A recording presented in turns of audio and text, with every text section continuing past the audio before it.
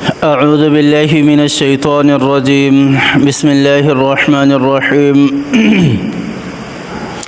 يا أيها الناس كلوا مما في الأرض حلالا طيبا ولا تتبعوا خطوات الشيطان إنه لكم عدو مبين. إنما يأمركم بالسوء والفحشاء وأن تقولوا على الله ما لا تعلمون. صدق الله العظيم.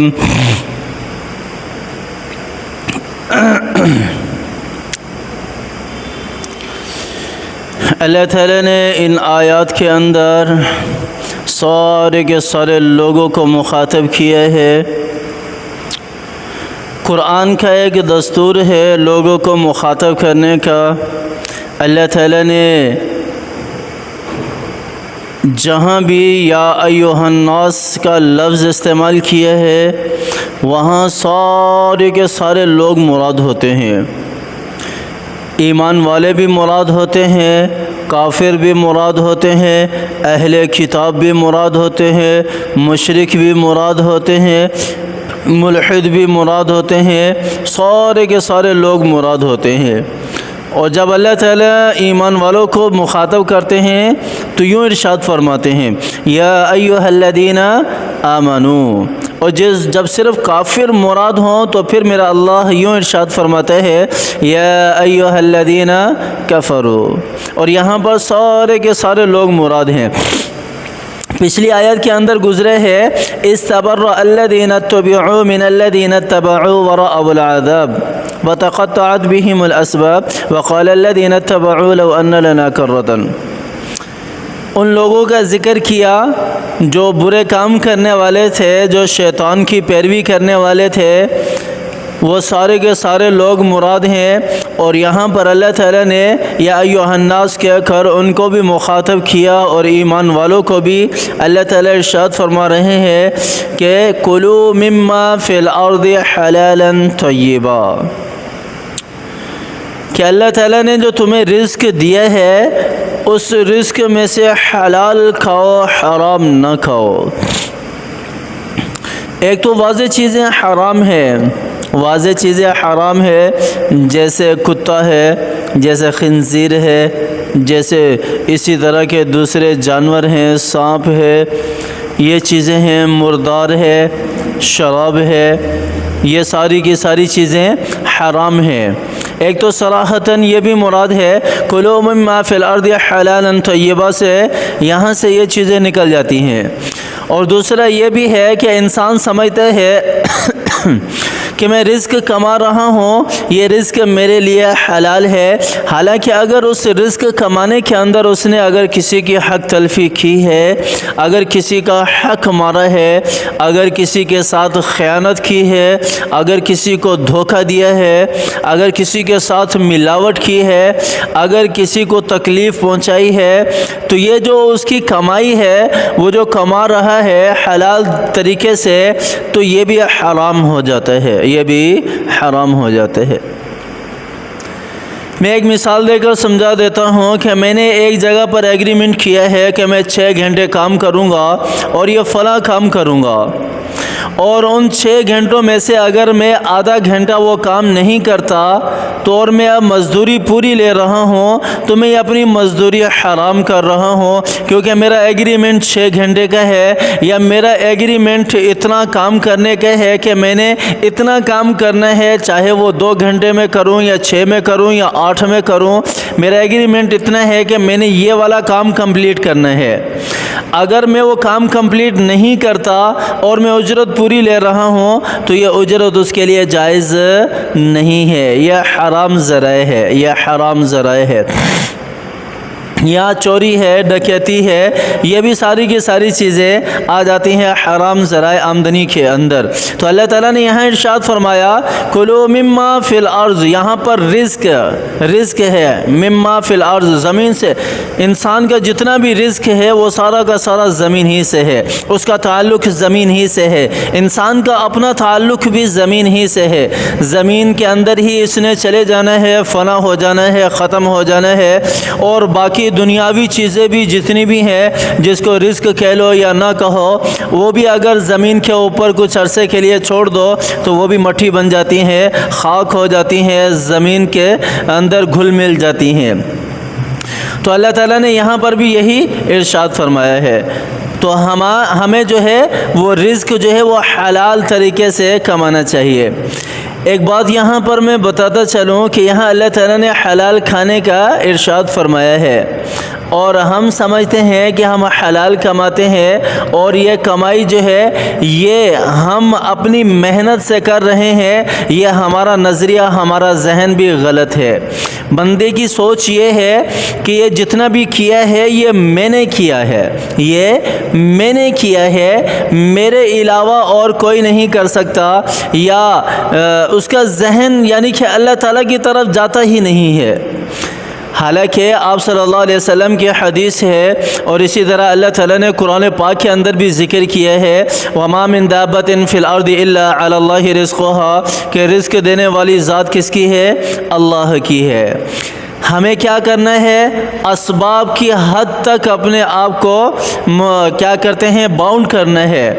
اسباب کی حد تک اپنے آپ کو لے کر آنا ہے کہ میں نے یہ کام کیا یا اللہ، یا میں گھر سے نکلا رزق حاصل کرنے کے لیے، یا اللہ میرے بس میں اتنا تھا، اب روزی دینا، دہاڑی دینا تیرا کام ہے۔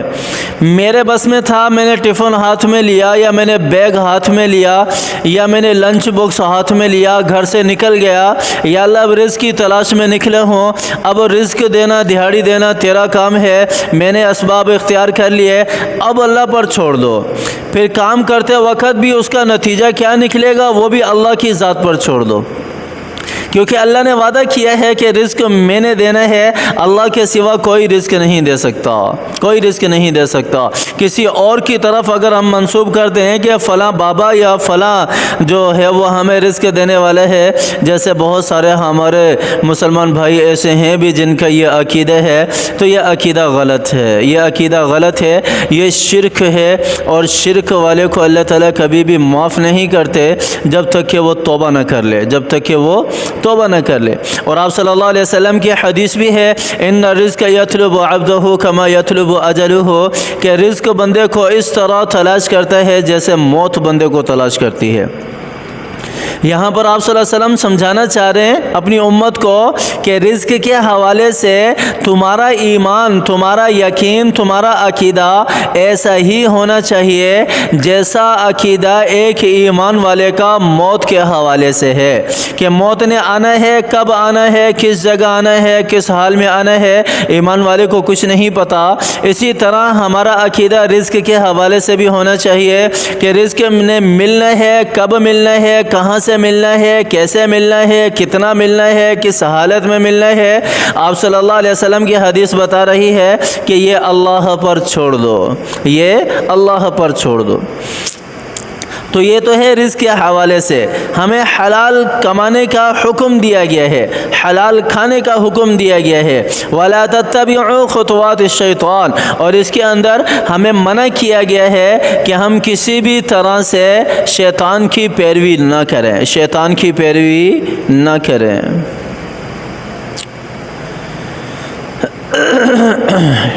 اس میں کیا مراد ہے شیطان کی پیروی نہ کریں؟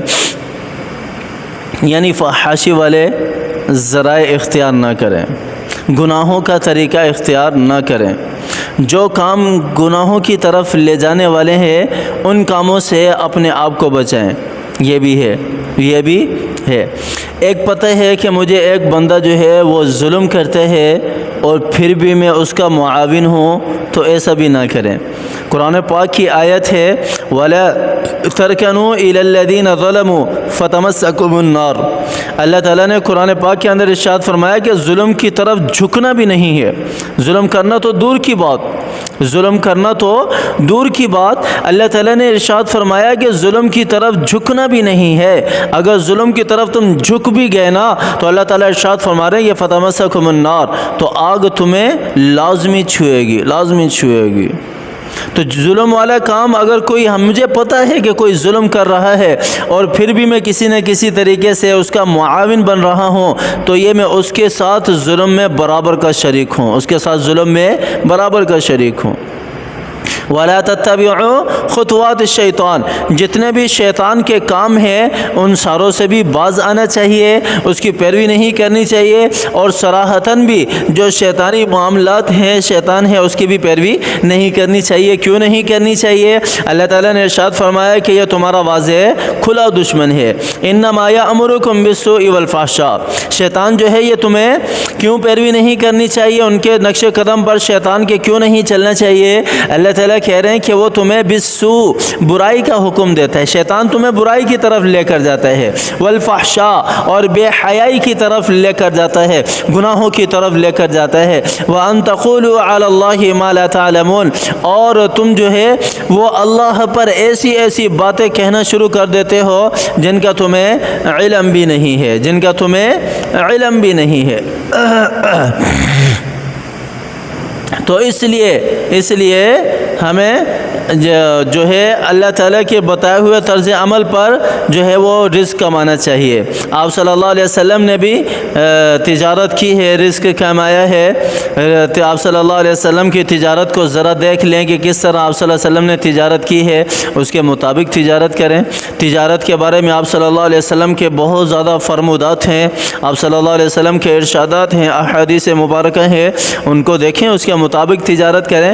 پیسہ کمانا کوئی گناہ نہیں ہے، رزق کمانا عبادت ہے، لیکن شریعت کے دائرے میں رہ کر، آپ صلی اللہ علیہ وسلم کی تعلیمات کے اندر رہ کر اگر ہم یہ عمل کریں گے تو انشاءاللہ اللہ تعالیٰ ہماری ساری کی ساری پریشانیاں ختم فرما دیں گے۔ اللہ تعالیٰ مجھے بھی سمجھ عطا فرمائے، اللہ تعالیٰ آپ حضرات کو بھی سمجھ عطا فرمائے، اللہ تعالیٰ ہمیں قرآن کے مطابق زندگی گزارنے کی توفیق عطا فرمائے، اللہ تعالیٰ قرآن پر عمل کرنے کی توفیق عطا فرمائے، اللہ تعالیٰ ہمیں عافیت والی زندگی دے، محتاجی اور معذوری، ذلت اور رسوائی سے پناہ مانگتے ہیں، اللہ تعالیٰ ہماری حفاظت فرمائے، اللہ تعالیٰ مجھے بھی اور آپ کو بھی سمجھ عطا فرمائے، اللہ تعالیٰ ہمیں عمل کرنے کی توفیق عطا فرمائے، آمین ثم آمین، وآخر دعوانا ان الحمد للہ رب العالمین۔